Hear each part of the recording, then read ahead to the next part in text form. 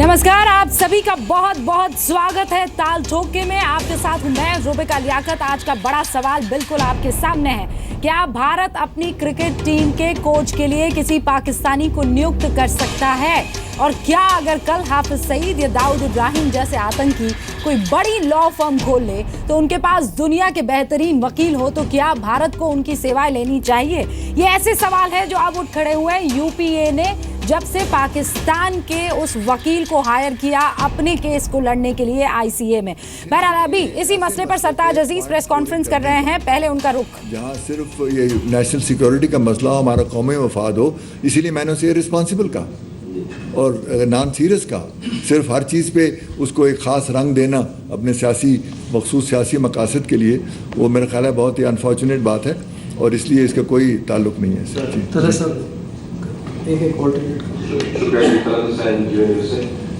तो अभी आपने फरमाया कि डेथ पेनल्टी का मामला जो है उसी से आपका सवाल है, लेकिन ये जजमेंट हमारे सामने बड़ा एक्सप्लिसिटली मेंशन किया हुआ है कि इस जजमेंट का डेथ पेनल्टी स्टेट की डेथ पेनल्टी की पॉलिसी से कोई ताल्लुक नहीं है। I think it's very clear in this verdict कि it is not related to death penalty issue at all. So आप हमारे थे शायद इस वजह से उन्होंने किया हो, लेकिन इस जजमेंट में वाज़ेह अंदाज से में लिखा हुआ मोबाइल। तो एक ये बता डेथ पेनल्टी से शायद कंज्यूमर कोर्ट की बयानी के अंदर कोई ताल्लुक बनता नहीं। दूसरी बात ये कि आपने वो डिक्लेरेशन का जिक्र किया, ज़ाहिर पहले हमारा भी ख्याल था कि शायद डिक्लेरेशन में जो हमने किया है मार्च 2017 में बहुत सारे लोग ने एग्जेम्पशन उसकी नहीं पड़ी थी, शायद उसकी वजह से हुआ। लेकिन जब वर्डिक्ट में पूरा पढ़ा तो बड़ा वाज़ेह हो गया, तो वो तो कोर्ट ने कंसिडर किया ही नहीं। तो उसके तहत आप जो मर्जी आर्गूमेंट करते हैं वो तो कोर्ट ने बिल्कुल उसको रद्द कर दिया कि वो तो वियना कन्वेंशन के कॉन्टेक्स्ट के अंदर उन्होंने इंडिया की पेरिंग एक्सेप्ट की है। मेरा सवाल आपसे टू फोल्ड है। एक तो ये कि आपने कहा कि आप दोबारा जुरिसडिक्शन कोर्ट की चैलेंज करेंगे। Is that going to be a legal strategy again that you are going to be challenging the ICC jurisdiction this court? If that's not your strategy, then what will you be arguing? क्योंकि आपने जितने कारतूस थे वो अपनी तरफ से चला दिए, आपने जुरिसडिक्शन का मामला भी डाल दिया, आपने बायलैटरल कन्वेंशन के बीच में डाल दिया, आपने एग्जेम्पशंस के बीच में थोड़ा सा क्लियर किया। वो तमाम की तमाम जो आर्गूमेंट्स हमारी थी ज़ाहिरन वो हिंदुस्तान का जिसको प्लॉजिबल स्टैंड कहते हैं, कलीन क्यास स्टैंड को की रोशनी में उन्होंने रद्द कर दिया। तो मैं जानना चाहूँगा कि अब आगे आप क्या आर्गू करेंगे इस केस को, किस तरीके से? पहली बात यह है ना जी, सप्लीमेंट्री इसमें क्या हमारे पास कोई ऐसा ऑप्शन मौजूद है कि ये जितने डेकोरेशन चाहे वो 12 सितंबर 1960 वाला है या अभी वाला है, इसको हम रिवोक कर सकते हैं और टोटली उसकी डिनाई कर दें? आपसे गुजारिश है कि क्योंकि और लोग भी हैं तो प्लीज एक सवाल खाली हो। जी ठीक है। इसमें जी पहली बात यह है कि जो उसका जो आईसीजे की एक ट्रेडिशन है which is supporting of life, और वो डेथ पेनल्टी के बारे में उनकी एक खास, और ज़्यादातर जो मालिक हैं यूरोप के वहाँ डेथ पेनल्टी अबालिश हो चुकी है, लेकिन बहुत क्या नहीं हुई। जो 11 मेंबर है उसमें बाद में हुई है, बाद में नहीं हुई। तो मैंने सिर्फ ये कहा कि इसकी जो अर्जेंसी थी, जिस तरीके से उन्होंने इसको टेकअप किया 8-9 दिन में, उसमें ये एंगल था कि क्योंकि इंडिया ने एक केस पेश किया कि आपके सुनने तक कहीं उसको हैंग ना कर दें।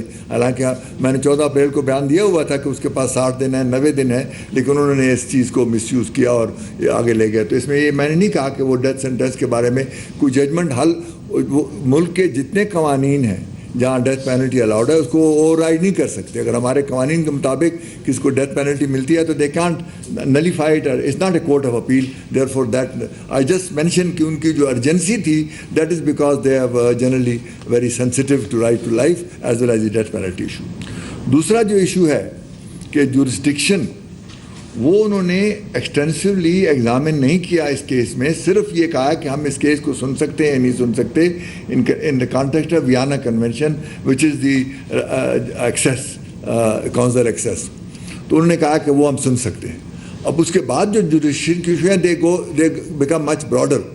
तो अब जो हमने इस वक्त जो हमारे वकील ने जुरिसडिक्शन की बात उठाई है और मेरिट पे भी थोड़ी बहुत बात की है, लेकिन ये सारी चीज़ें हम डेवलप करेंगे अभी, क्योंकि जो तफसीली अब मौक़िफ़ आएगा। ये तो एक प्रिलिमिनरी हियरिंग थी विच इज़ रियली टू से केस विल कंटिन्यू।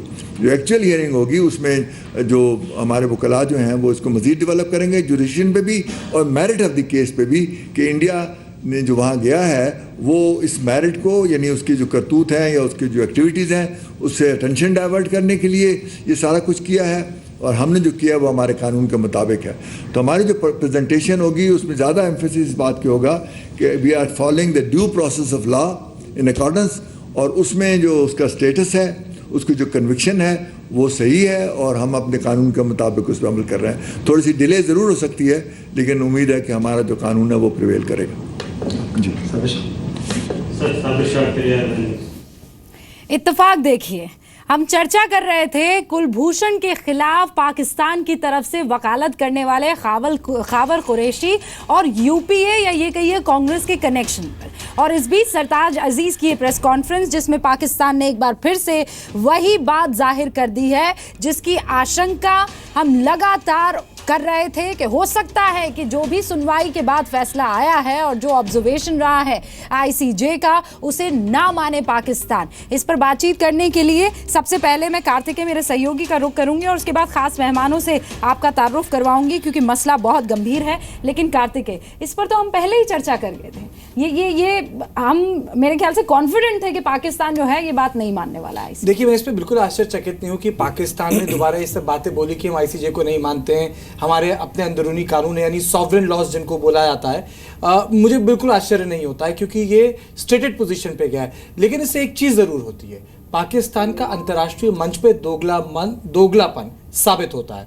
दूसरा, पाकिस्तान अंतर्राष्ट्रीय कानून की इज्जत नहीं करता है, बात साफ होती है। और तीसरा, एक व्यक्ति जिसका फंडामेंटल राइट है, अगर आपने उसे पकड़ कर रखा है कि वो अपने देश पे वो बात कर पाए, तो वो भी आप नहीं करें। यानी humanitarian aspect of the state जिसे बोलते हैं, कि वो आदमी जिसको आपने फांसी की सजा सुना रखी, वो अपने माँ बाप से भी नहीं मिले, ये भी एक पाकिस्तान का सच लोगों के सामने आता है। कार्तिकेय यहाँ पर ये बात बताते हुए कि इससे बिल्कुल भी आश्चर्यचकित नहीं होना चाहिए। जल्दी से खास मेहमानों से आपका तारुफ करवा देती हूँ। गौरव भाटिया हमारे साथ बीजेपी के लीडर जुड़ गए हैं। आज का बड़ा सवाल तो यही है कि जी न्यूज़ के खुलासे से जो सवाल अब बीजेपी ने भी उठाए हैं और देश भी उठा रहा है। कल हमारे कार्यक्रम डीएनए में हमने ये खुलासा किया था कि इंटरनेशनल कोर्ट ऑफ जस्टिस में पाकिस्तान का जो वकील कुलभूषण जाधव को फांसी चढ़ाने के लिए लड़ रहा था, वो आज से ठीक 13 साल पहले भारत के लिए अंतर्राष्ट्रीय अदालत में केस लड़ चुका है और पाकिस्तानी मूल के वकील खावर कुरैशी को भारत का वकील नियुक्त किया था कांग्रेस की अगुवाई वाली यूपीए सरकार ने। वो भी ऐसे वक्त में जब पाकिस्तान के साथ भारत के संबंध खराब थे। अक्षरधाम, मुंबई अटैक, करगिल, ये वो सारे के सारे दाग थे इस दोस्ती के दामन पर पाकिस्तान ने लगाए थे। युद्ध हो चुका था, पाकिस्तान प्रायोजित कई आतंकी घटनाओं का जख्म हम झेल रहे थे, वो सूखे भी नहीं थे। और ऐसे में पाकिस्तानी मूल के वकील को इन लोगों ने हायर किया। भारत सरकार ने अमेरिकी कंपनी एनरॉन के खिलाफ खावर कुरैशी को वकील नियुक्त किया था, केस हार गई। वकालत में भारत अंतर्राष्ट्रीय कोर्ट में केस हार गया। हालांकि ये सही है कि पाकिस्तानी मूल के खावर कुरैशी को भारत का वकील नियुक्त करने से कोई कानूनी नहीं बाध्यता थी। ऐसा नहीं है कि ये कानूनी गलत था, लेकिन ये अनैतिक था, देश की जन भावना के खिलाफ था। ऐसे में यह सवाल जरूर उठता है कि खावर को वकील नियुक्त करके क्या कांग्रेस ने अंतर्राष्ट्रीय मंच पर भारत का सम्मान गिराया? क्या इससे यह संदेश नहीं गया कि अंतर्राष्ट्रीय मंच पर केस लड़ने के लिए भारत के पास काबिल वकील नहीं है? इसलिए आज टाल ठोक के पूछेंगे कि क्या कांग्रेस ने पाकिस्तानी वकील के लिए देश हित की अनदेखी की और क्या भारत का सम्मान गिराने के लिए अब कांग्रेस देश से माफी मांगेगी? खास मेहमानों से जल्दी से आपका मैं तारुफ करवा देती हूँ। गौरव भाटिया साहब, मैंने बताया बीजेपी के नेता है, सुप्रीम कोर्ट में वकालत करते हैं। आलोक शर्मा साहब कांग्रेस पार्टी के प्रवक्ता है, पिछले 2 दशकों से यूथ कांग्रेस और एनएसयूआई से जुड़े हुए हैं। एसडी मुनी साहब यहाँ पे पूर्व राजनयिक हमारे साथ स्टूडियो में बने हैं, institute of defence studies and analysis के डिस्टिंग्विश्ड फेलो हैं। सर आपका स्वागत है। अशोक सज्जनहार साहब पूर्व राजनयिक है, कजाकिस्तान, स्वीडन और लातविया में भारत के राजदूत रह चुके हैं। सर आपका भी स्वागत। आदित्य शंकर साहब सुप्रीम कोर्ट में वकालत करते हैं और कार्तिकेय शर्मा जो कि वियॉन के पॉलिटिकल एडिटर है, मेरे सहयोगी यहाँ हमारे साथ स्टूडियो में बने हुए हैं। शुरू में हम लोग जो बजर राउंड रखते हैं या 1.5 मिनट देते हैं, सरताज अजीज जो है वो टाइम लेकर चले गए और उसमें भी उन्होंने ये बात जाहिर की जिसका अंदेशा हम सबको था। खैर वो बजर राउंड हम नहीं रख रहे हैं और इसीलिए सबसे पहले मैं आपके पास आ रही हूँ आलोक जी। मेरा सीधा सवाल आज आपसे ये है, आप देश से माफी मांगेंगे? आपने देश को धोखा दिया। 2004 में पाकिस्तानी मूल के वकील को भारत का केस लड़ने के लिए अंतर्राष्ट्रीय मंच पर। देखिए, मैं समझता हूं कि जी न्यूज़ का एक प्रोपेगेंडा हो गया है कि किसी भी तरह से कांग्रेस को कटघरे में खड़ा किया जाए। पहली चीज़, अभी भी मैं देख रहा था मेड इन पाकिस्तान वकील के बारे में आपके इस पर चल रहा था। मैं पूछना चाहता हूं कि कैम्ब्रिज से पढ़ा हुआ जो वकील है वो मेड इन पाकिस्तान कैसे हो गया? पहला सवाल। क्या कांग्रेस ने उसको चुना था? दूसरा सवाल। क्या यूपीए की सरकार ने उसको चुना था? अगर कोई ऐसा डॉक्यूमेंट आप देते हैं तो मैं ज़रूर कहूँगा कि जी न्यूज़ ने R&D ठीक दिशा में की है। तीसरा, क्या जो वहाँ पर वकील चुना गया वो जो वहाँ की सॉलिसिटर कंपनी थी उसने ऑथराइज किया था? अभी आपने कहा कि भारत उस केस को हार गया। क्या आपको उसके हार की कॉपी आपके पास है? भारत ने कहा था, केवल एक पेशी उस केस में लगी थी, उसमें यह कहा गया था कि ये जो केस है ये इस न्यायालय के विचाराधीन हो ही नहीं सकता है, और उसका फिर जो भी निर्णय हुआ वो आउट ऑफ कोर्ट हुआ, उस कोर्ट में नहीं कोई फैसला आया उसका। मैं समझता हूं कि झूठ का जो पुलिंदा यहां पर पेश किया गया वो अपने आप में बहुत दुर्भाग्यपूर्ण है। एक वकील 2004 में क्या करता है, 3 में क्या करता है, कांग्रेस पार्टी का उससे कोई लेना देना नहीं।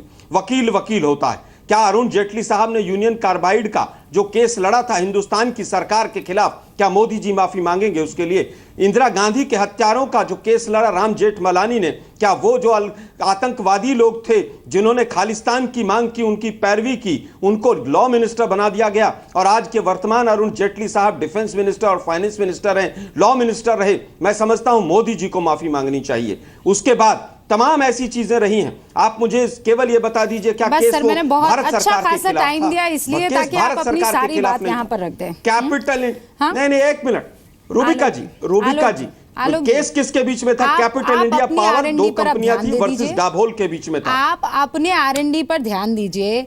आप जो है पाकिस्तान मूल के वकील के ऊपर आपकी रिसर्च नहीं थी। आपने इतना अनप्रोफेशनली इस मामले को हैंडल किया।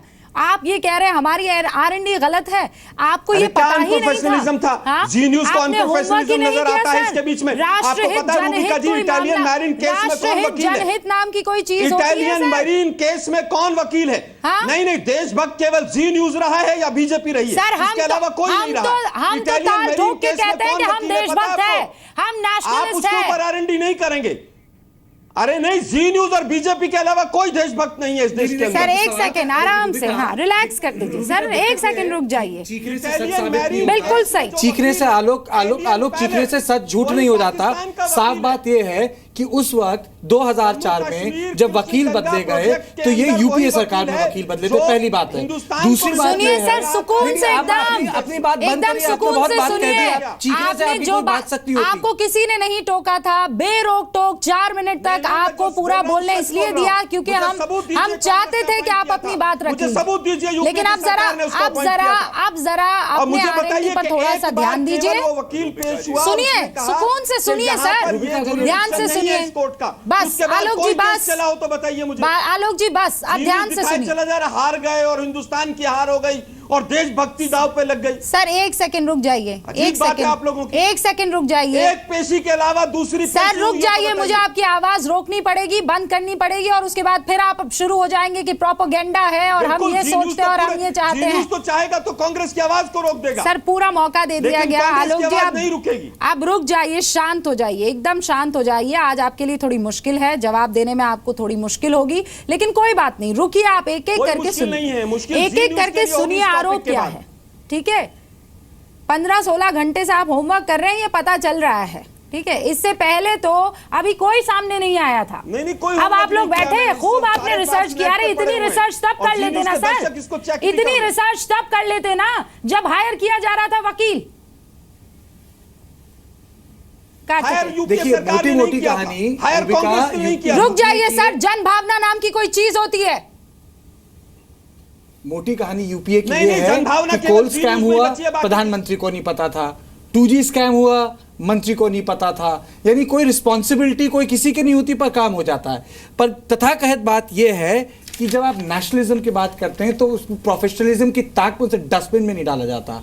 दूसरी चीज़, आपने देश के केस को सब कॉन्ट्रैक्ट कर दिया, चलिए सब कॉन्ट्रैक्ट कर दिया, आपने कंपनी दे दी, बात मान ली कि ऐसे ही होता है, ये कायदा है विदेश का। लेकिन आप देखेंगे कि आपके नेशनल इंटरेस्ट को रिप्रेजेंट कौन कर रहा है, उसको देख कौन रहा है, सोचेंगे समझेंगे। और तीसरी चीज़, ये सवाल स्टूडियो में बैठ के देने का काम हमारा नहीं, ये तथाकथित तब यूपीए में बैठे मंत्रियों का है, इन्होंने कहा एक हेयरिंग थी, अपराध एक ही बार होता है, गलती एक ही बार होती है, वो क्यों हुई? कोई निजी कंपनी का तो काम देखने नहीं जा रहे थे। भारत कोई निजी कंपनी तो नहीं है, कोई प्राइवेट लॉजिस्टिक तो नहीं है, देश है, नेशनल इंटरेस्ट है, आपके पास वकीलों की कमी थी क्या सर? आपके पास वकीलों की कमी थी जो आपको खावर कुरैशी याद आए? आपके पास तो बैटरीज ऑफ एडवोकेट्स हैं आपकी खुद ही की पार्टी में। गौरव भाटिया साहब, आप जो बात आलोक जी कह रहे हैं उस हिसाब से तो भाई दाऊद इब्राहिम जो है वो दुबई में कहीं है, हाँ, वो पाकिस्तानी नहीं है, और इस लिहाज से कल वो एक लॉ फर्म खोल देगा, हमें कोई केस लड़ना होगा, वहां पर बहुत शानदार उसके वकील होंगे, हम ले लेंगे और हम कहेंगे सर हम तो प्रोफेशनल है, इसमें नेशनलिज्म कहां आ जाता है? नहीं रूबिका जी, मैं समझता हूं कि आलोक जी ने पूरा जो डिबेट का पर्सपेक्टिव है उसको मिस कर दिया है। हम सब लोग ये बात जानते हैं कि कई दशकों से हमारे जो रिश्ते हैं वो पाकिस्तान के साथ कैसे हैं और कितनी बुरी तरह से जो है पाकिस्तान आतंकवादी हमले भी करवाता है, सीज फायर वायलेशन भी कराता है। और ये जो केस जिसकी हम बात कर रहे हैं, मैं थोड़ा बैकग्राउंड देना चाहूँगा। ये एनरॉन कंपनी ने इंटरनेशनल कोर्ट ऑफ आर्बिट्रेशन में 6 बिलियन US डॉलर्स का क्लेम डाला था। ये बहुत बड़ी रकम है और ये बहुत सेंसिटिव मामला था और भारतीय छवि के बारे में भी इसमें पूरी तरह से जो है एक एंगल था। अब अगर हमें वकील हायर करना था तो एक वकील हायर हो चुका था यूपीए की सरकार आने से पहले। 2004 में जैसे ही नई सरकार आई, क्या ऐसी वजह थी कि पुरानी जो लॉ फर्म थी डीएलए पाइपर, उसको हटा के और जो है हमने खावर कुरैशी को अपना वकील इंगेज किया? इससे पहली बात, एक तो बहुत ही गलत मैसेज गया जो बात आपने कही कि एक जन भावना का सवाल है। दूसरी बात, भारत में सबसे काबिल वकील अवेलेबल हैं। हमने देखा कैसे मिस्टर हरीश साल्वे ने जो बहस करी, मैं समझता हूं उससे बेहतर बहस कोई भी वकील किसी भी देश का नहीं कर सकता है। तो क्या ऐसी वजह थी कि ख्वावर कुरैशी पे ही आपने जो है पिन डाउन किया इतनी जल्दबाजी में? और सबसे बड़ी जो इसमें अहम बात है कि ख्वावर कुरैशी जो है वो पाकिस्तान ओरिजिन के हैं। हम कह रहे हैं बीजेपी में कि मेक इन इंडिया, हम अपने जो हुनर है, जो काबिलियत है उसको बढ़ावा देंगे, और यूपीए का जो मोटो रहा है कि हम इंपोर्ट फ्रॉम पाकिस्तान। तो विरोधाभास है जब आप अपने देश की प्रतिभा को नहीं समझेंगे, खासकर इस तरह के जो गंभीर मामले हैं जिसमें भारत की जो अंतर्राष्ट्रीय छवि है वो खराब हो सकती है, तो और कौन समझेगा? पाकिस्तान के साथ हमारे रिश्ते कई सालों से खराब रहे हैं। कि ये कौन सा प्रोफेशनलिज्म है जो नेशनलिज्म को अनदेखा कर देता है? भाटिया साहब एक सेकंड, अब मैं अशोक सज्जनार साहब और एसडी मुनी साहब को इसमें लाना चाहूंगी। गौरव, मेरे ख्याल से मेरी आवाज आप तक ओके। गौरव, मैं आती हूँ अब आपके पास। एसडी मुनी साहब, ये कहना कि भाई एक प्रोफेशनलिज्म नाम की चीज़ होती है, हमने एक लॉ फर्म को हायर किया, हमने कहा कि बताइए कौन जाकर केस लड़ सकता है, उन्होंने बताया कि भाई खावर कुरैशी है। मेरा सवाल ये है कि सर, आउट ऑफ ऑल, हो सकता है टेक्निकलिटीज़ के चलते आप अपने पार्टी के नेताओं को वकील के तौर पर वहाँ नहीं भेज सकते थे, लेकिन दुनिया का कोई और वकील आपको नहीं मिला? पाकिस्तान का जबकि करगिल हो रहा है, अक्षरधाम हो रहा है, उसकी तरफ से प्रायोजित इतने हमले हो रहे हैं, आप उनको कैसे अनदेखा कर सकते हैं? नहीं, ये बात आपकी ठीक है कि उसको ठोक बजा के तब लेना चाहिए था, उनका आगा पीछा देखना चाहिए था, किस तरह की बहस उन्होंने की है, कहाँ तक उन्होंने अपने पाकिस्तान होने का बायस रखा है अपनी तकरीर में, ये देखना चाहिए था। लेकिन माफ़ कीजिए, मैं यहाँ ये कहना चाहता हूँ कि कोई भी सरकार अपने को हराने के लिए कोई वकील नहीं करेगी, और अगर करती है तो वो बहुत बड़ा गुनाह है, ये मैं मानता हूँ। मैं मानता नहीं हूँ, मैं नहीं सोचता हूँ कि उस वक़्त की जो भी सरकार रही होगी, चाहे वो 204 में पहले एक वकील जो कायम हो गए या फिर उन्होंने ये जो बात आप उठा रही हैं, ये भी ठीक बात उठा रही हैं कि सरकारें बदलती है तो एक पैट्रोनेज हो जाता है। एक लॉ फर्म को पहले वाली सरकार ने तय किया है तो दूसरे वाली सरकार उसको बदलेगी। ये होना नहीं चाहिए। दरअसल अगर प्रोफेशनलिज्म का मसला है तो प्रोफेशनलिज्म पे ही रहना चाहिए कि अगर काबिल आदमी है तो उसको रहने दीजिए। सरकार बदल जाने से उस इंसान को अब वजह क्या थी ये तो अलावा इसीलिए ये अभी हम नहीं जानते हैं और इसीलिए उसके ऊपर पूरा मैं निष्कर्ष नहीं ले सकता हूँ। ये तो और बड़ी चूक है ना सर कि आपने ऐसा होमवर्क किया जो ना के बराबर था। अशोक सज्जनहार साहब, आप अंतर्राष्ट्रीय मंच पर आप क्या मैसेज दे रहे हैं? आप मुझे ये बताइए कि आप उस कंट्री से जिसको लेकर बार बार आप ये कहते रहे हैं दुनिया को कि ये हमें परेशान करता है, ये हमें बार बार जख्म देता है, इसकी तरफ से प्रायोजित आतंकवाद हमें हमारी आत्मा को चोट पहुंचाता है, उस मूल के वकील को आप अपना केस लड़ने के लिए एक अंतर्राष्ट्रीय मंच पर भेज रहे हैं। जी देखिए रुबिका, जो आपने कहा है और जो कार्तिकेय ने कहा है मैं बिल्कुल उससे सहमति में हूँ। उसके अलावा मैं दो बात आपसे और कहना चाहूँगा। देखिए, जब इनको 2004 में लिया गया तो अगर हम देखें जो इन्होंने अपनी वकालत की पढ़ाई कब पूरी की थी, 1990 में, मतलब करीब 10, 12, 14 साल का इनका तजुर्बा था। तो इतना भी नहीं है जो इतने सीनियर लॉयर हो, इतना ज़्यादा तजुर्बा रहा हो, जिससे कि हमने कहा और इनके तजुर्बे वाला हमको कोई मिल ही नहीं सकता है जो कि हमारा केस इसमें लड़ सके। दूसरी चीज़ मैं जो आपको बताना चाहूँगा वो ये है कि देखिए, जब हरीश साल्वे जी ने उनका इंटरव्यू हुआ, इसके बाद जब वर्डिक्ट आ गया तो उन्होंने कहा जो मैं जब आर्ग्यू कर रहा था तो मेरे में बहुत अच्छी एक फीलिंग हो रही थी। जो मैं उनके साथ जो जस्टिसेस थे, 11-12 जस्टिसेस थे, मैं उनके साथ बड़ी खूबी से कनेक्ट कर रहा था, बड़ी अच्छा हमारा रेपो हो गया था। और उन्होंने ये भी कहा जो जब मेरे विपरीत वाले जो कर रहे थे, अपना केस आर्ग्यू कर रहे थे, तो मुझे ये मालूम चला जो उनका इतना अच्छा कनेक्ट नहीं हुआ है।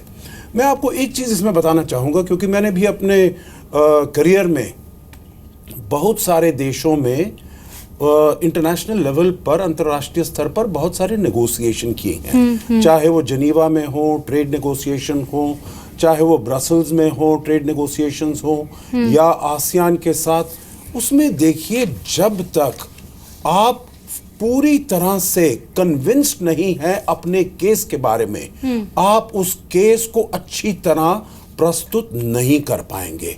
और आपके केस के बारे में जो बिल्कुल कन्विंस होगा वो आपके देश का। पाकिस्तान में इसी पर तो चर्चा हो रही है। मतलब पाकिस्तान खुद उस पर इतना यकीन नहीं कर रहा है और हमारा देश जो है, और खासकर यूपीए सरकार। मैं इसमें एक चीज और कहूंगा। देखिए, पाकिस्तान में वो कहते हैं क्योंकि उसको इस केस के बारे में कुछ मालूम ही नहीं था, क्योंकि वो लंदन में रहता है, और इसीलिए वो इस केस को इतना आर्ग्यू नहीं कर पाया। वो अपना जो अंग्रेजी तरीके थे, बूटस्ट्रैप आर्ग्यूमेंट और ये वो करते रहे, परंतु जो सब्सटेंस था केस पर वो नहीं कर पाए। तो इसलिए बाहर से आप लाएंगे।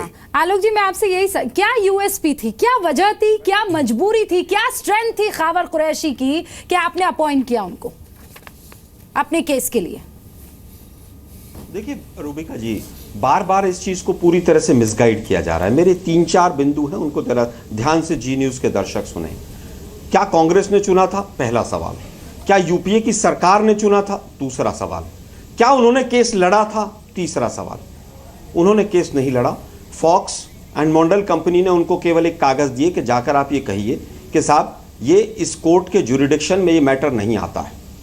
इसके अलावा क्या केस आगे बढ़ा था वहां पर? क्या दूसरी पेशी भी लगी थी कि देखिए साहब भारत के हितों को दबा दिया? सर ये एक सेकंड सर, अरुण जेटली जी, एक सेकंड आप जी न्यूज के दर्शकों को आलोक जी सिर्फ इतना क्लैरिफाई कर दीजिए। अब तो आप ये कह देंगे कि खावर कुरैशी जो है वो लड़ाई नहीं था, केस ही नहीं लड़ा था। तो आप ही कर लीजिए। अरे सर, वो भारत की तरफ से केस लड़े थे या नहीं लड़े थे?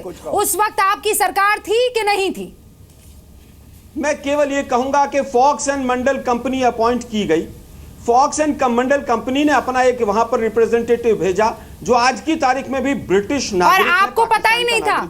आपको बेसिकली पड़ी नहीं थी कि ये फॉक्स मंडल जाए, अपना काम निपटाए, देश की अस्मिता, देश की इज्जत, अंतर्राष्ट्रीय मंच पर वो केस जीतना या ना जीतना आपको वो पड़ी नहीं थी सर? मैं रूबिका जी कुछ कहना चाहता हूँ। नहीं, मुझे ये बताइए, आप फॉक्स मंडल ने आपको जंजीरों में बांध दिया था सर। 2004 से पहले वो केस उस कोर्ट के अंदर एक्सेप्ट ही नहीं होना चाहिए था रूबिका जी, लेकिन एनडीए की सरकार की हार थी कि वो केस उस कोर्ट के अंदर एक्सेप्ट हो गया। लेकिन पता है क्या आलोक जी, आपको पता है 2004 में किसकी सरकार थी? आपको पता है जिगर चाहिए, जिगर चाहिए अपनी गलती मान लेने में, की सरकार में था, जिगर होना चाहिए। सरकार थी कार्तिकेय देखिए, मैं इससे पहले आलोक इससे पहले बहस आगे जाए, कुछ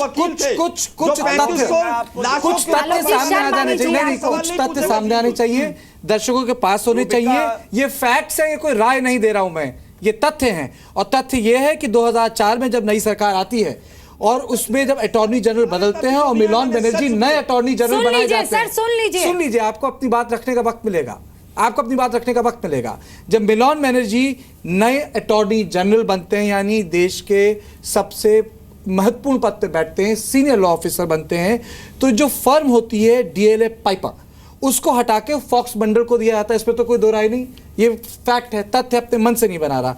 जब फॉक्स मंडल को रखा जाता है, बनाया जाता है, तो अटॉर्नी जनरल की सलाह पर खाबा कुरैशी को वो अपना वकील चुन लेती है। यानी एक हेयरिंग हो, 2 हो, 3 हो, 4 हो, तथ्य यह है कि जब सरकार बदली तो वकील बदला, बस।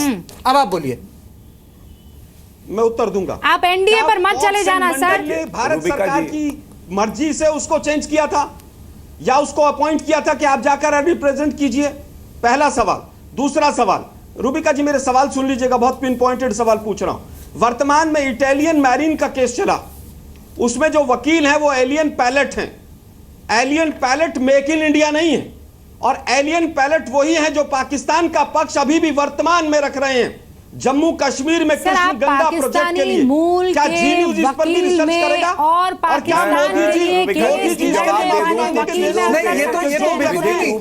ये तो बिल्कुल वैसी बात हो गई कि ट्रिपल तलाक पे प्रियंका चतुर्वेदी कहती हैं कि ट्रिपल तलाक नहीं होना चाहिए, और कांग्रेस के प्रवक्ता अभिषेक कपिल सिब्बल और सलमान खुर्शीद एमिकस क्यूरी बनके ट्रिपल तलाक पे मुर्सल पर्सनल लॉ बोर्ड में जाते हैं सुप्रीम कोर्ट, और प्रियंका चतुर्वेदी प्रवक्ता है कांग्रेस पार्टी की, और बाकायदा वो ट्वीट करती है कि ट्रिपल तलाक नहीं होना चाहिए। तो हिंदुस्तान के कोर्ट में Hindustan don't be confuse Alok ji, don't be Pakistan का मामला है, इसमें कहीं हिंदुस्तान। मुझे आदित्य शंकर साहब के पास जाना है, 26 मिनट हो गए, मैं उनके पास नहीं हूं। और गौरव भाटिया साहब जल्दी से अपनी बात रखिए। मुझे एक सेकंड आलोक जी, एक सेकंड रुक जाइए।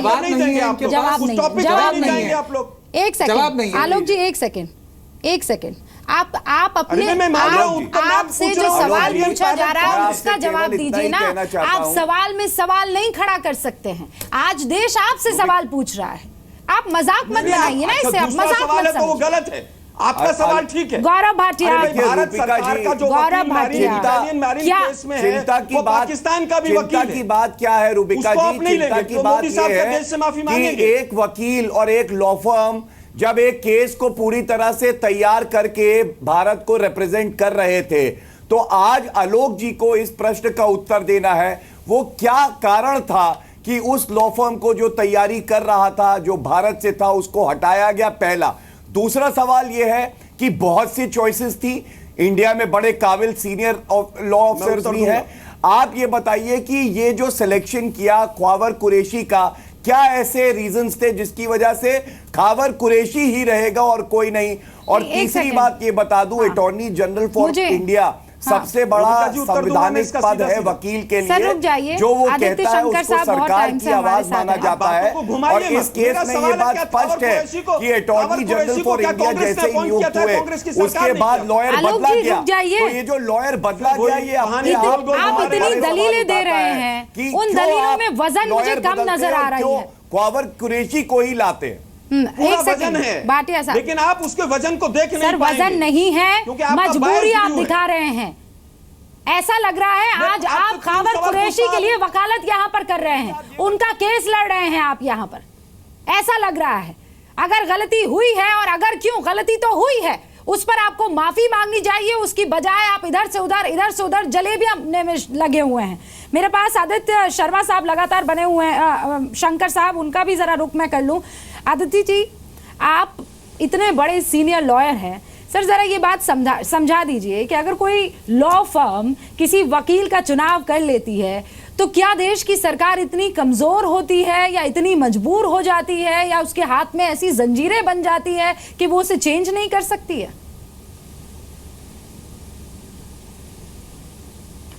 रूबिका जी, सबसे पहले दो मुद्दे हैं यहाँ पे।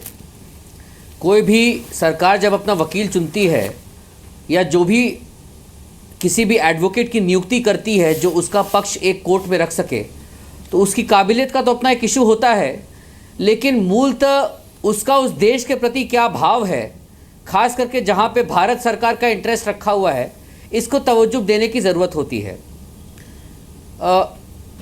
किसी भी गवर्नमेंट को फ्री और फेयर मैनर में एक काउंसिल चुनने की पूरी आज़ादी है, हम उसका सम्मान करते हैं और हमें उससे कोई परेशानी नहीं है। लेकिन आज मेन बात यह है, जो मूल मुद्दा है, और इसके लिए कांग्रेस पार्टी को जवाब देना चाहिए इस चीज़ का कि उनको इतने सारे भारतीय मूल के वकील होने के बावजूद भी एक पाकिस्तानी मूल का बैरिस्टर क्यों मिला? क्या भारत के एक से एक वकीलों में कमी है? क्या भारत के वकीलों में वो सामर्थ्य नहीं है, वो इंटेलेक्चुअल कैपेसिटी नहीं है कि उनको पाकिस्तान मूल का ही वकील चुनना पड़ा? कांग्रेस पार्टी में तो खुद एक से एक नेता वकील हैं। क्या अभिषेक सिंघवी हैं, क्या कपिल सिब्बल है? ले नहीं रहे हैं आप लोग, सवाल खड़े। नहीं सर, आप मुझे जवाब दे दीजिए ना। आप जवाब नहीं दे रहे हैं। आप जवाब के बदले सवाल पूछ रहे हैं और आज आपको जवाब देने के लिए बुलाया है। पूरा जवाब दूंगा, दीजिए। रूबिका जी, जवाब दूंगा मैं, आप सुनिएगा। मुझे केवल 3 सवाल मैंने पहले भी किए। फिर सवाल मैं कह रही हूँ, जवाब दीजिए। आप सवाल खड़े कर रहे हैं। अरे भाई, आपका सवाल ही यह है कि कांग्रेस सरकार ने क्यों चुना था। मैं पूछ रहा हूं, क्या कांग्रेस ने चुना था? क्या यूपीए की सरकार ने उनको चुना था या फॉक्स एंड मंडल ने चुना था? और नई वाले में उसका उत्तर नहीं देंगे। आप जवाब फॉक्स एंड मंडल जो है, अटॉर्नी जनरल बताता हूं ना। अरे सर, कैसी बातें कर रहे हैं? आप क्या दलील दे रहे हैं? बिल्कुल वैसी दलील जैसे खावर कुरैशी ने आईसीजे में दी है कुलभूषण को लेकर, जिस पर जगहसाई हो रही है। समझ नहीं आया। माफ कीजिए आलोक जी, दूसरी चीज, लॉ फर्म ने कोई बॉन्ड साइन करवा दिया था आपसे? पता है आपसे कोई नहीं पता है कुलभूषण जाधव किस जेल में है? अरे सर, मुझे ये राष्ट्रवाद का पाठ मत पढ़ाओ। जी न्यूज और बीजेपी राष्ट्रवाद का पाठ। अरे सर, सरबजीत और सौरभ कालिया जैसी स्थिति तो नहीं है आज की तारीख में देश में। मैं उसका दे रहा हूं, इतनी हिम्मत आप दिखा देते, पहुंच जाते आईसीजे। यहाँ भी रूबिका जी कुछ भ्रष्टाचार का मामला लगता है क्या? पीछे बिहाइंड द सीन्स डील हो गई सुन ही नहीं रहे कि एकदम से लॉ फर्म को बदलना पड़ गया, जो केस देख रही थी, जो तैयार थी। बात करते हैं 3 महीने में ऐसा क्या बदल गया कि आपने लॉ फर्म को बदल दिया और आपको कुरैशी जी को छोड़ के कोई और मिला नहीं? किस तरह से बदनाम किया जाए, इसकी जांच होनी चाहिए। सर, मेरे देश की सरकार इतनी कमजोर है? क्या मेरे देश की सरकार इतनी कमजोर है? एक सेकंड गौरव भाटिया, एक सेकंड। आलोक जी, एक सेकंड रुक जाइए। मेरे पास 2 बहुत सीनियर लोग बैठे हुए, मुझे उनसे ये सवाल पूछ लेने दीजिए। गौरव भाटिया साहब, एक सेकंड। आलोक जी, मनु जी या सज्जनार साहब, आप दोनों में से कोई भी मुझे जवाब दे सकता है। मेरे देश की सरकार इतनी कमजोर है कि कोई लॉ फर्म जो वो खुद ही चुन रही है, अगर वो ये कह दे कि नहीं मेरी तरफ से तो कार्तिकेय जो हैं वो जाने वाले हैं, तो मेरी भारत सरकार जो है उस पर कोई फैसला नहीं ले पाएगी? नहीं, वो लॉ बिल्कुल फर्म बाध्य हो गई है। नहीं, कोई बाध्य नहीं है। ये तो आपका जिसे कहते हैं ना that the buck stops here. तो अगर गवर्नमेंट ने ये डिसीजन लिया है, ये निर्णय लिया है, जो हमने ये चेंज किया है और लॉ फर्म को हम चेंज कर रहे हैं, उनका जो रिकमेंडेशन है उसको हम परख के देखेंगे, जो उनको कितनी समझ है हमारे केस के बारे में, कितनी उनके साथ हमारा इमोशनल वैसा रेपो है, जो हमारा केस ठीक तरह से वो प्रस्तुत कर पाएंगे जिस भी कोर्ट में उन्होंने करना है, और उसके बाद हम निर्णय लेंगे। ये तो नहीं है जो अगर कोई लॉ फर्म हमको कहती है जो बस रेकमेंड वो कर सकते हैं यकीनन, पर रिकमेंडेशन को एक्सेप्ट करना। कार्तिक इस पर डिस्कस भी कर रहे थे कि जो बनर्जी साहब हैं उस वक्त सॉलिसिटर जो मिलोन बनर्जी, वो और ये खावर कुरैशी जो हैं वो कैम्ब्रिज में साथ में पढ़े थे, एक वो लिंक था स्ट्रॉन्ग, वो एक दूसरे को बहुत अच्छे से जानते थे। तो उन्होंने कहा भाई बहुत बढ़िया लड़का है, ये अच्छे से हमारी पैरवी करेगा। और आज आप बता रहे हैं कि करियर महज 10 साल का था, और आपको अंतरराष्ट्रीय मंच पर, हाँ अंतरराष्ट्रीय मंच पर आपको वहां पर पैरवी करनी थी। बात ये भी नहीं है, चलिए आपने किसी एक आदमी, आपने अपना काम सब कॉन्ट्रैक्ट कर दिया, पर आपने अगर अपना काम सब कॉन्ट्रैक्ट किया है तो आप देखेंगे कि आपको वहां आपका काम कौन कर रहा है। यानी एक जो सीरियसनेस होती है काम को लेके, मैं उसको लेके दंग हूं कि क्या ये फैक्ट चेक नहीं होते। अगर किसी रिपोर्टर को रिपोर्टिंग के लिए भेजा जाता है तो देखा जाता है ना किसका इंटरव्यू किया, ठीक इंटरव्यू किया, सही सवाल पूछे नहीं पूछे, शुरू कैसे किया, खत्म कैसे किया, क्या टीवी में चलने लायक होगा या नहीं होगा। जब यहां बैठ के इतनी 50 चीजें सोची जा सकती हैं, एक केस जिस पर मुंडे साहब की रिपोर्ट थी, एक कंपनी जो ना केवल कोलैप्स की अपने आप, बल्कि अमेरिकन प्रेस ने रिपोर्ट किया कि उसके CIA से कॉन्टैक्ट्स थे। आपने फैक्ट चेक ही नहीं किया। जब नेशनल इंटरेस्ट रिप्रेजेंट होता है तो आदमी चुना जाता है। सर ये और ये सब कॉन्ट्रैक्ट आलोक जी नहीं आप होता सुन है। रहे हैं, CIA से कनेक्शन, CIA अफगानिस्तान में कैसे ISI को इस्तेमाल करता रहा है आप ये भी जानते हैं, और फिर उसके बाद आप इस तरीके से एक वकील का चुनाव करते हैं और फिर उसी की वकालत करने लगते हैं, उसी की पैरवी करने लगते हैं, तो देश तो सवाल पूछेगा। सर एक सेकंड, मुझे आपके साथी सुरजेवाला, हाँ भाटिया साहब एक सेकंड रुकिए, आलोक जी रुकिए ना, सुरजेवाला जी को भी मौका दे दीजिए, एक सेकंड रुकिए। उनका एक बयान है वो मैं सुनवा देती हूँ। वो आज वकालत कर रहे हैं। 16 घंटे आप लोगों ने बहुत होमवर्क किया और होमवर्क करके बाहर निकले तो ऐसा लग रहा है जैसे खावर कुरैशी जो हैं उनके लिए आज आप केस लड़ रहे हैं। सुनिए आप सुरजेवाला की ये बयान। नहीं आप गलत बयानी कर। 1990 से इंग्लैंड में क्वींस काउंसिल हैं, यानी 27 साल से इंग्लैंड में वकालत करते हैं। इंग्लैंड की कोर्ट में एडिशनल हाई कोर्ट जज 2013 में नियुक्त हुए। यूनाइटेड किंगडम की सरकार के एडिशनल सॉलिसिटर जनरल 1999 से 2006 तक नियुक्त हुए, जिन्हें आप पाकिस्तानी कहकर तोड़ मरोड़ कर पेश कर रहे हैं। सर क्या होमवर्क किया है सुरजेवाला साहब ने? और यहाँ अशोक सज्जनार साहब कह रहे हैं कि 90 में तो बस पास आउट हुए थे वो, उसके बाद चीजें संभालने लगे थे। ये होमवर्क आप पहले कर लेते ना सर, और दूसरे किसी वकील पर कर लेते। ये पाकिस्तानी मूल का वकील ही क्यों आपको दिखा? आलोक जी जब मेरा उत्तर सुनेंगे आप, मैं कुछ कहूं। हाँ भाटिया साहब एक सेकंड उत्तर सुन लूं मैं। हाँ पेशेंस से सुन लीजिएगा उत्तर। Patience sir. मुझे एक बात बताइए, जो DNA पाइपर कंपनी थी उसका फेलियर ये था कि ये केस जो है वहां पर आर्बिट्रेशन कोर्ट में एक्सेप्ट नहीं होना चाहिए था, वो एक्सेप्ट हुआ, इसलिए उस कंपनी को बदला गया। पहला उत्तर। दूसरा उत्तर मेरा, न सरकार और न कांग्रेस ने खावर कुरैशी को वहां पर अपॉइंट किया। तीसरी चीज, मुझे केवल ये बता दीजिए, आपने कहा कि साहब काबिलियत उन्हीं में कौन सी थी और कौन सी नहीं थी। हमें ये बता दीजिए, जब उस केस चलना ही नहीं था, वो उसके जुरिडिक्शन में नहीं था, और केवल ये स्टेटमेंट देना था कि आपके जुरिडिक्शन में नहीं है, और उसके बाद दूसरी डेट नहीं लगने दी हमारी सरकार ने। तीसरा मेरा, आप कह रहे हैं अफगानिस्तान में किससे लिंक थे, CIA से लिंक थे, पता नहीं कहां लिंक आप बता रहे हैं। आलोक जी आप गलत वो हैं, कंपनी यहाँ पर महाराष्ट्र में किसकी सरकार के समय में काम करने आई थी? आप ये कह रहे हैं अव्वल तो वो केस दर्ज होना नहीं चाहिए था, लेकिन केस दर्ज हो गया। काम करने आई थी। कांग्रेस के समय में नहीं आई थी वो कंपनी, मामला हो गया। हाँ, उस तो कंपनी को क्यों नहीं रोका गया? बांध दिया सामने वाले पर कि अरे भाई तो बाहर आ ही ना यहाँ पर सके। महाराष्ट्र में किसकी सरकार थी जब वो काम कर रही थी? सुन लीजिए भाटिया साहब, महाराष्ट्र में किसकी सरकार थी, केंद्र में किसकी सरकार थी जब वो कंपनी दाभोल में पावर प्रोजेक्ट का काम कर रही थी? एनडीए की सरकार थी, हमारी सरकार नहीं थी। हमारी सरकार आने के बाद उस कंपनी को देश से बाहर कर दिया गया। आज और इटालियन मैरिन्स के ऊपर दूसरों की भी बात सुन लीजिए। मैं समझता हूं कि आज आपके पास आर्गुमेंट नहीं है, इसका ये मतलब थोड़ी ना बाकी प्रवक्ताओं को आप मौका ही नहीं देंगे। अरे भाई, आपने बात जुरिस्डिक्शन की उठाई। आलोक जी सुनिए, हिंदुस्तान की सरकार के वकील हैं, क्या गौरव? मेरी बात तो सुनिए आलोक जी, इतना गुस्सा मत करिए, गलती हो गई, माफी मांगिए और गलती को खत्म करिए ना। बात सुनिए मेरी। आलोक जी आपके चीखने से क्या खावर कुरैशी का चुनाव सही हो जाएगा? मैं आपको जुरिस्डिक्शन आपके चीखने से खावर कुरैशी का चुनाव ठीक हो जाएगा? झूठी रिपोर्टिंग से कुछ नहीं होगा। क्या झूठी रिपोर्टिंग है? खावर कुरैशी ने आपकी वकालत नहीं की थी?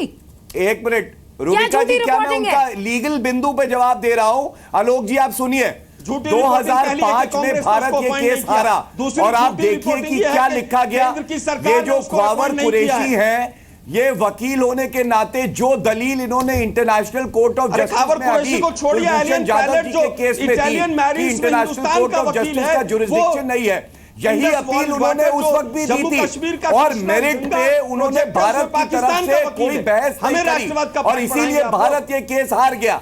अगर आप एक प्रिलिमिनरी ऑब्जेक्शन उठाते हैं भारत केस नहीं हारा कोर्ट ऑफ जस्टिस का जुरिडिक्शन नहीं है और इंटरनेशनल कोर्ट ऑफ जस्टिस तय करता है कि जुरिडिक्शन है, तो आपका ये कर्तव्य है कि आप मेरिट पे बहस करें, और कुरैशी इसमें फेल हो गए। और दूसरी बात, अगर कोई भारतीय वकील होता तो वो अपने देश की सेवा करने के भाव से बहस करता। मेरिट पर बहस आप नहीं, कावड़ कुरैशी की बात चल रही है आलोक जी। कोई अटैचमेंट नहीं है। आप एक गलती की आलोक जी ने, कल को कार्तिक सलमान खुर्शीद को कांग्रेस की सरकार थी महाराष्ट्र में, कांग्रेस की सरकार 15 साल रही थी। 1995 में बीजेपी शिवसेना की सरकार आई थी, उसके बाद कांग्रेस की सरकार आई थी। जब ये पूरा मामला हुआ, मुंडे विपक्ष में थे, तभी मुंडे समिति की रिपोर्ट थी, लेकिन तब तक कांग्रेस की सरकार आ गई थी जब ये मामला था। तथ्य की बात है। अब और क्या आर्ग्यूमेंट रखेंगे आलोक जी? मुझे एक बात बता दीजिए, ये जब इस कंपनी ने एनरॉन ने काम शुरू किया तो ये किसकी सरकार थी, जरा बता दीजिए महाराष्ट्र में। आपने अभी बोला कि जब आपने भी बोला कि जब मुंडे कमेटी ने, मुंडे समिति ने इसके खिलाफ लिखा था। देखिए, मुंडे समिति की रिपोर्ट थी आलोक जी, मुंडे समिति की रिपोर्ट ने इंडाइट किया था। शुरू तो बहुत था, ऐसे तो खोल स्कैम आपके टाइम पे हुआ था, 2G भी आपके टाइम पे हुआ था। एक छोटा सा प्रश्न आपसे पूछा जा रहा है, मुंडे समिति की रिपोर्ट कब आई थी? ये तब आई थी जब आपकी सरकार थी। आपकी सरकार के काम को इवैल्यूएट किया था मुंडे समिति की रिपोर्ट ने। अजीब बात है। अब उस कंपनी, अगर वो कंपनी इतनी आतंकवादियों से उसके संबंध थे तो 5 साल तक सरकार सो रही थी क्या? नहीं, आपने सवाल का जवाब नहीं दिया। मैं आपसे कह रहा हूं कि मुंडे समिति की जब सरकार जब थी तब तो एनसीपी कांग्रेस की सरकार थी। इतनी सीधी बात नहीं समझ पा रहे हैं। उस प्रोजेक्ट का काम पुराने वकील को हटाया, नई सरकार ने 2004 एक छोटा सा सवाल पूछा था कि क्यों उस पाकिस्तानी मूल के, उस पाकिस्तानी को आप लोगों ने क्यों वकील बनाया? यहाँ पे भी भ्रष्टाचार। और दूसरा सवाल कोई पूछा नहीं, पर आपने सवालों की इतनी लंबी चौड़ी एक करके। हाँ, अब इसका जवाब है जो कार्तिक आपसे पूछ रहे हैं आलोक जी, इसका जवाब है आपके पास जो कार्तिक पूछ रहे हैं, और जो गौरव भाटिया सवाल उठा रहे हैं, और वही सवाल मनु साहब उठा रहे हैं, वही सवाल अशोक सज्जनहार साहब उठा रहे हैं, वही सवाल आदित्य शंकर उठा रहे हैं, और आपको ये लग रहा है कि आपके खिलाफ प्रोपेगेंडा हो रहा है। सरकार की आवाज वही है, वो करवा सकता है। कोई law firm attorney general for India की बात नहीं काट सकता है। क्वेश्चन पूछे, मैं चारों का उत्तर देता हूं। आलोक जी, आपके पास उत्तर नहीं है, आपके पास सिर्फ उत्तर की जगह आपके पास सवाल है। नहीं देते आप, 5 लोग बैठ के घेर लेते हैं। ये शूट द मैसेंजर की जो थ्योरी है, अब ये काम नहीं करेगी सर। ये छोड़ दीजिए, इसको छोड़ दीजिए, इसको सवाल का जवाब दीजिए। कावड़ कुरैशी को आपने क्यों अपॉइंट किया? दुनिया के बाकी वकील कहां चले गए थे? सरकार को नहीं पता है, किस अवस्था में है वो नहीं पता है, लेकिन सारा दिन राष्ट्रवाद का पाठ पढ़ा रहे हैं पूरे देश को। अरे सर, छोड़ दीजिए आप उस चीज को। वहां आपने सुन लिया आईसीजे ने क्या पाकिस्तान को खरी खोटी सुनाई है, वो छोड़ दीजिए आप। पुरानी लॉ फर्म को हटाने का कारण बता दीजिए। अच्छा आलोक जी, केवल जो पुरानी लॉ फर्म थी उसको क्यों हटाया गया, बस इतना बता दीजिए। उस पर कोई नहीं करेगा। फिर भी एक प्रश्न का उत्तर दे दीजिए, उसके बाद कोई प्रश्न नहीं करेंगे। से सवाल पूछना क्यों हटाया, पाकिस्तानी मूल के वकील को आपने क्यों रखा, राष्ट्रवाद में पाठ है तो क्षमा करिए। इस नाते कांग्रेस पार्टी को कोई नैतिक रोल नहीं है कि इस तरह से हमको लेक्चर दिया जाए। कांग्रेस पार्टी खुद भूल रही है कि उसके जितने भी बड़े नेता शुरू से रहे हैं सब एक से एक वकील रहे हैं। क्या जवाहरलाल नेहरू, क्या मोतीलाल नेहरू, क्या सरदार पटेल, क्या गांधी जी, क्या बाकी लोग देशभक्त बैठे हैं और हमने देश के साथ। आलोक जी, क्या प्रॉब्लम क्या है? कोई अच्छा पैसा लेके आए हैं, वक्त मांगते हैं जवाब देने का, और फिर सवाल पूछते हैं। 4 लोग करते हैं, उत्तर Alok ji, stop shooting the messenger, it's not going to work. अब ये काम नहीं करेगा। गौरव भाटिया का सवाल है बीजेपी का, मैं उसका उत्तर देता हूं कि पहली कंपनी को क्यों हटाया गया, क्योंकि पहली कंपनी फेल हो गई थी जो वहां पर, और इनको ही क्यों किया गया? अच्छा, और कावड़ कुरैशी जो है वो आपके लिए जीत लेकर आए। नहीं, एक और वो कह रहे हैं जो केवल जाकर उन्होंने बस ये पढ़ना था, अगर यही पढ़ना था तो उनको लाने की क्या जरूरत थी? Anyone could have done that. कोई भी जा सकता है। मोटी मोटी बात है कि हिंदुस्तान के इंटरेस्ट जो देख रहा है उस पर सरकार को पता नहीं है। आप कह रहे हैं फॉक्सन मंडल ने बोला एक चिट्ठी भी पहुंचाई। भारत सरकार से हित से जुड़ी हुई एक चिट्ठी भी पाकिस्तानी ने कैसे पहुंचाई? बहुत बड़ी बात। एक चिट्ठी भी कैसे पहुंचाई? मैं कह रहा हूं मना ही करना था, वो भी काम क्यों दिया गया? कोई और नहीं था? हिंदुस्तान में कोई और वकील नहीं था क्या? हमारे लंदन में या कहीं बाहर भारतीय मूल के वकील नहीं थे? एक वही था। यानी इसका मतलब सब कॉन्ट्रैक्ट तो हुआ काम, लेकिन ये देखा भी नहीं कि वो एंड प्रोडक्ट कौन लेके जा रहा है। यानी ओवरसाइट ही नहीं थी। बात ओवरसाइट की रूबिका। बताइए सर आलोक जी, क्यों पाकिस्तानी मूल का वकील क्यों? लीजिए ना, पाकिस्तान मूल के लोग तो यहां पर आकर जांच कर रहे हैं। पठानकोट में आईएसआई के लोग आके जांच कर रहे हैं। हमसे देशभक्ति का सर्टिफिकेट मत लीजिए, हमें केवल ये बता दीजिए कि जो इटालियन मैरिन केस में वकील है, आपको मैं 10 में से 10 दे रही हूं के लिए आज आपने बहुत शानदार काम, कांग्रेस की तरफ से बहुत शानदार फील्डिंग, बहुत शानदार बैटिंग आपने की, लेकिन देश हित को आपने साइड में रख दिया। जो मैसेज लेकर दुनिया के सामने पहुंच रहा है उसको आपने प्रोपेगेंडा बना दिया। जो सवाल आपसे पूछे जा रहे थे उसमें आपने और सवाल कुछ जोड़ दिए। जनता कितने नंबर देगी अब ये सर आप मुझसे मत पूछेगा। हमने आपको 10 में से 10 नंबर आज दे दिए। बहुत बहुत शुक्रिया हमारे साथ जुड़ने के लिए। आप सभी मेहमानों का बहुत बहुत शुक्रिया। आईसीजे में आज जो वकील जाते हैं, ये देखिए आप, ये तस्वीरें देखिए। प्रोफेशनलिज्म किसे कहते हैं? हाथ मिला सकते थे लेकिन हाथ जोड़ा उन्होंने, हाथ भी नहीं मिलाया। और यूपीए सरकार ने क्या किया? पाकिस्तानी मूल के वकील को वहां पहुंचा दिया। जाइए हमारा केस लड़िए, फिर हार के भी आ जाइए।